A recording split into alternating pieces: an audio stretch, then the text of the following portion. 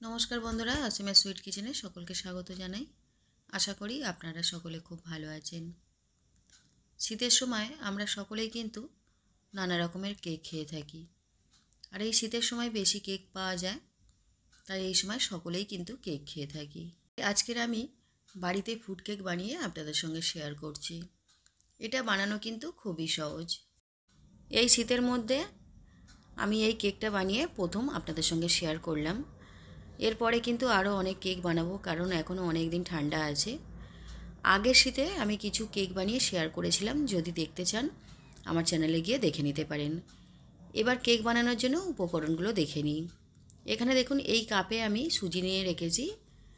এই কাপের আমি 2 কাপ সুজি নেব, আর এখানে ময়দা নিয়েছি। আর এই যে কাপ মাপে সুজি নিয়েছি, এই কাপ মাপে 2 কাপ আমি সুজি নেব আর 2 কাপ ময়দা নেব। এবার দেখুন, সেই একই কাপ মাপে আমি এখানে দুধ নিয়েছি, আর এখানে আর একটা কাপ নিয়েছি, নিয়ে এখানে 1 কাপ চিনি নিয়ে রেখেছি।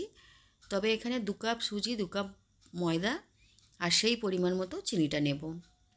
আর এখানে একটু সাদা তেল নিয়ে রেখেছি। ফুড কেক বানানোর জন্য কিছু বাদাম কিশমিশ লাগবে, তাই আমি এখানে বাদাম কিশমিশ নিয়েছি। কিছু বাদাম গোটা আছে, কিছু বাদাম ছোট টুকরো করে কাটা আছে।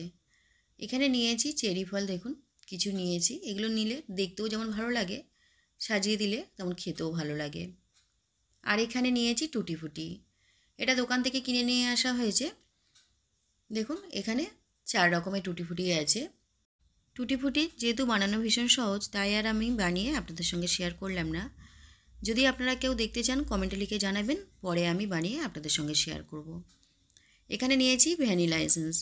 কেক বানানোর জন্য কিন্তু এই ভ্যানিলা এসেন্স লাগবে, তাহলে কিন্তু কেকটা খেতে বেশ ভালো লাগবে। বেকিং পাউডার আর বেকিং সোডা নিয়েছি। এবার আমি ব্যাটারটা তৈরি করব। একটা বড় সাইজের বাটি নিয়েছি, আর কাপের মধ্যে যে 1 কাপ সুজি ছিল, সেই সুজিটাও নিয়েছি। আরও 1 কাপ আমি সুজি এখানে নিয়ে নিলাম। মোট 2 কাপ সুজি নিয়েছি। যে কাপ মাপে সুজি নিয়েছি, সেই কাপ মাপে কিন্তু আমি ময়দাটাও নিচ্ছি। 2 কাপ সুজি নিয়েছি আর 2 কাপ ময়দা নিলাম। আমি এখানে 2 কাপ সুজি আর 2 কাপ ময়দা নিয়েছি, চাইলে আপনারা 1 কাপ করেও নিতে পারেন। ময়দাটাকে এখন একটু চেলে নেব। তার আগে আমি এর মধ্যে একটু বেকিং সোডা আর একটু বেকিং পাউডার দিয়ে দিচ্ছি। একেবারেই অল্প করে আমি বেকিং সোডা এর মধ্যে দিয়ে দিলাম। দেখুন, এটা হাফ চামচও না, হাফ চামচের থেকেও কম। এবার আমি নিচ্ছি বেকিং পাউডার। বেকিং পাউডারটা একটু বেশি করে নেব।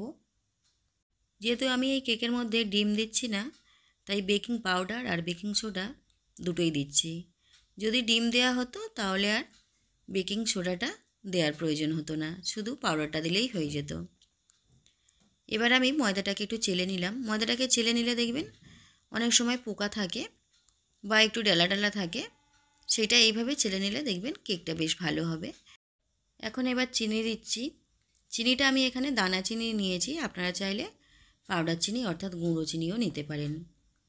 আমি এখানে প্রথমে 1 কাপ চিনি দিয়েছি, সেটা কোনো কারণে স্কিপ হয়ে গেছে। তারপর আমি 1 কাপের থেকে একটু কম চিনি দিলাম। শুকনো উপকরণগুলো মিশিয়ে নিয়ে এখন এবার 1 কাপ দুধ দিয়ে দিলাম। প্রথমে অল্প করে দুধ দিয়েছি, এখন এবার এটাকে ভালো করে মিশিয়ে একটা ব্যাটার তৈরি করে নেব। অল্প অল্প করে দুধ দিয়ে কিন্তু এই ব্যাটারটা তৈরি করতে হবে। একেবারেই পুরো দুধটা দিয়ে যদি ব্যাটারটা তৈরি করি, তাহলে বেশি নরম হয়ে যেতে পারে। দেখুন, আমি বারে বারেই কিন্তু অল্প করে দুধ দিয়ে ব্যাটারটাকে তৈরি করছি। আমি একটা হ্যান্ড বিটার দিয়ে ব্যাটারটাকে তৈরি করে নিচ্ছি। আপনারা চাইলে একটা চামচ দিয়ে বা হাত দিয়েও তৈরি করতে পারেন। অল্প করে লবণ দিলাম। যে কোনো মিষ্টি রেসিপির মধ্যে একটু লবণ দিলে তবেই কিন্তু মিষ্টিটা ঠিকঠাক হয়। ব্যাটারটা কিন্তু একেবারেই ঠিকঠাক তৈরি করতে হবে, খুব বেশি ঘনও না, খুব বেশি পাতলাও না, আর একটু সময় নিয়ে বানাতে হবে। এবার এর মধ্যে সাদা তেল দিয়ে দিলাম। তেল এখানে আছে 2 চামচের থেকে একটু বেশি। আপনারা চাইলে তেলের পরিমাণটা একটু কমিয়েও দিতে পারেন। এবার সব কিছু ভালো করে এইভাবে আমি ফেটিয়ে নিচ্ছি। দেখুন, ব্যাটারটা ফাটাতে ফাটাতে কিন্তু এই রকমভাবে তৈরি হবে। এর থেকে বেশি ঘনও না, আর এর থেকে বেশি পাতলাও না, তাহলে কিন্তু কেকটা একদমই ভালো হবে না। ব্যাটার তৈরি করা হয়ে গেছে, কিছুক্ষণ আমি চাপা দিয়ে রেখে দিলাম। কেকটাকে তৈরি করার জন্য এখানে আমি এখন একটা বাটি নিয়েছি। এর মধ্যে অল্প একটু তেল দিয়ে প্রথমে বাটির গায়ে লাগিয়ে নেব, তারপর একটা কাগজ দিয়ে দেব। চাইলে আপনারা বাটার পেপার দিতে পারেন, তবে আমি একেবারেই সহজভাবে দেখাচ্ছি। তেলটাকে দেওয়ার পর এইভাবে বাটির মধ্যে লাগিয়ে নিলাম। এখন এবার একটা কাগজ নিয়ে, অর্থাৎ যে খাতার কাগজগুলো হয় সেগুলো আমি এরকমভাবে কেটে নিয়েছি বাটির মাপ করে। বাটার পেপার চাইলে আমি দিতে পারতাম, কিন্তু আমি দিলাম না। এইভাবে কাগজ দিয়ে বসিয়ে দিলাম। সহজভাবেই আমি এটাকে তৈরি করে দেখাচ্ছি। আর আমি এখানে এরকম একটা বাটি নিয়েছি। আমার কাছে কেক বসানোর বাটি অর্থাৎ কেক প্যান আছে, কিন্তু আমি সেটা ব্যবহার করলাম না, কারণ অনেকের কাছে সেটা নাও থাকতে পারে। তাই কিভাবে বাড়িতে সহজেই একটা বাটির মধ্যে কেকটাকে বসানো যায় অর্থাৎ তৈরি করা যায়, সেটাই আপনাদের সঙ্গে শেয়ার করছি। কেকের ফ্লেভারটা সুন্দর হওয়ার জন্য ভ্যানিলা এসেন্স 1 চামচ দিয়ে দিলাম। তবে আপনারা যদি চান স্কিপ করে যেতে পারেন, কিন্তু কেকের মধ্যে একটু ভ্যানিলা এসেন্স দিলে খেতে ভালো লাগে। এবার যে টুটি ফুটি রেখেছিলাম 4 রকম কালারের, সেগুলো আমি বেশ অনেকটা পরিমাণে দিয়ে দিচ্ছি। দেখুন অনেকটা টুটি ফুটি আমি দিয়ে দিলাম। এখানে 4 রকম কালার আছে। বাদাম ছোট করে কেটে রেখেছিলাম, সেইগুলো দিলাম কিছু কিশমিশ। এবার সব কিছু ভালো করে মিশিয়ে নিলাম। এগুলো কিন্তু কেকের ভিতরেই থাকবে, ওপরে খুব ভালো দেখা যাবে না। তাই ওপরে যাতে ভালো করে দেখা যায়, কেকটা দেখতে সুন্দর লাগে, তার জন্য ওপরেও কিছু বাদাম আর টুটি ফুটি দিয়ে সাজিয়ে দেব। এখন এবার বাটির মধ্যে এই ব্যাটারটাকে ঢেলে দিলাম। দেখুন ব্যাটারটা কিন্তু ঠিক এই রকমভাবে তৈরি করতে হবে। আমি এখানে ভ্যানিলা এসেন্স দিয়েছি। যদি এই ফ্লেভারটা আপনাদের পছন্দ না হয়, যে কোনো ফ্লেভারের এসেন্সটা দিয়ে দিতে পারেন। পুরো ব্যাটারটা বাটির মধ্যে ঢেলে দেওয়ার পর এখন দেখুন বাটিটাকে এইভাবে আমি একটু নাড়িয়ে নাড়িয়ে সমান করে নিচ্ছি। এবার আরও কিছু টুটি ফুটি ওপরে সাজিয়ে দিলাম, আর কিছু বাদাম, চেরি এগুলো দিয়েও সাজিয়ে দেব। চেরি তো দিয়েছি, বাদামগুলো দেব। গ্যাসের মধ্যে একটা কড়া বসিয়ে তার মধ্যে কিছু লবণ দিয়ে দিলাম। লবণটাকে এইভাবে চারিদিকে ছড়িয়ে দিয়ে একটা স্ট্যান্ড বসিয়ে দিলাম, যাতে এর ওপর বাটিটা বসাতে সুবিধা হয়।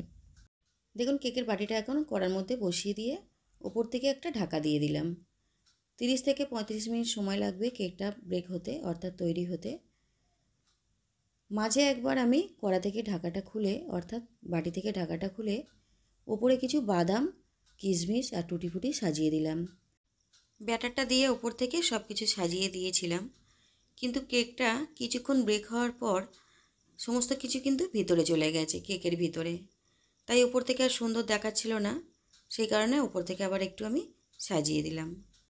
35 মিনিট পর কড়া থেকে ঢাকা খুলে দেখে নিলাম। দেখুন বন্ধুরা কেকটা কিন্তু তৈরি হয়ে গেছে। এবারে একটা স্টিক দিয়ে ভিতরে এইভাবে ঢুকিয়ে দেখে নিলাম যে এটা ভিতরে কাঁচা আছে কিনা। দেখুন হাতের মধ্যে কিন্তু একটু লেগে যাচ্ছে না কেকের ব্যাটার।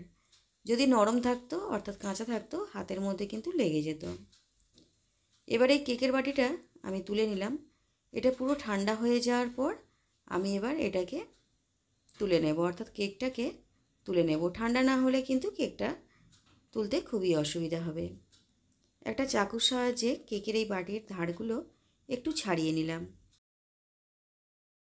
কেকটাকে তোলার জন্য একটা প্লেট এই বাটির ওপরে চাপা দিলাম। বাটি আর প্লেটটা দুটো হাত দিয়ে এইভাবে ধরে বাটিটাকে উল্টে দিলাম। এবার হাত দিয়ে একটু এইভাবে চাপ দিলেই কিন্তু কেকটা বেরিয়ে আসবে।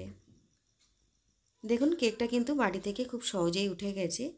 এবার যে কাগজটা দিয়েছিলাম সেই কাগজটা আমি ছাড়িয়ে নিচ্ছি অর্থাৎ তুলে নিচ্ছি। দেখুন বন্ধুরা কেকটা কতটা সুন্দর দেখতে হয়েছে। কেকটাকে আবার একবার উল্টে নিলাম, নিয়ে এইভাবে প্লেটের মধ্যে রেখে দিলাম। ওপরে এগুলো সাজানো আছে বাদাম, কিশমিশ, টুটি ফুটি দিয়ে, তার ফলে কেকটা কিন্তু দেখতে খুবই সুন্দর হয়েছে। দেখুন আর কেকটা কিন্তু খুবই নরম হবে। দেখুন হাত দিয়ে আমি চেপে চেপে দেখাচ্ছি। কেক বানানোর জন্য সাধারণত ডিম লাগে, কিন্তু আমি ডিম ছাড়াই কেকটাকে বানিয়েছি। আর মাইক্রো ওভেন, কেক প্যান এগুলো ছাড়াই বানিয়েছি। সবার কাছে যেমন মাইক্রো ওভেনও থাকে না, তেমন কেক বসানোর প্যানটা অর্থাৎ বাটিটাও থাকে না। তাই এইগুলো ছাড়া যে কিভাবে সহজেই বাড়িতে কেক বানানো যায় সেটা আমি আপনাদের সঙ্গে শেয়ার করলাম।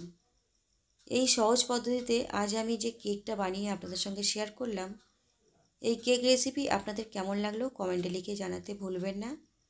ভালো লাগলে আত্মীয় স্বজনের মাঝে শেয়ার করে দেবেন আর লাইক করবেন। আর যদি আমার চ্যানেলটিকে এখনও সাবস্ক্রাইব না করে রাখেন, চ্যানেলটিকে সাবস্ক্রাইব করে আমার পাশে থাকবেন। আজ আসি, আবার অন্য কোনো দিন নতুন কোনো রেসিপি নিয়ে চলে আসবো। আপনারা সকলে সুস্থ থাকবেন, বাড়ির সকলকে ভালো রাখবেন।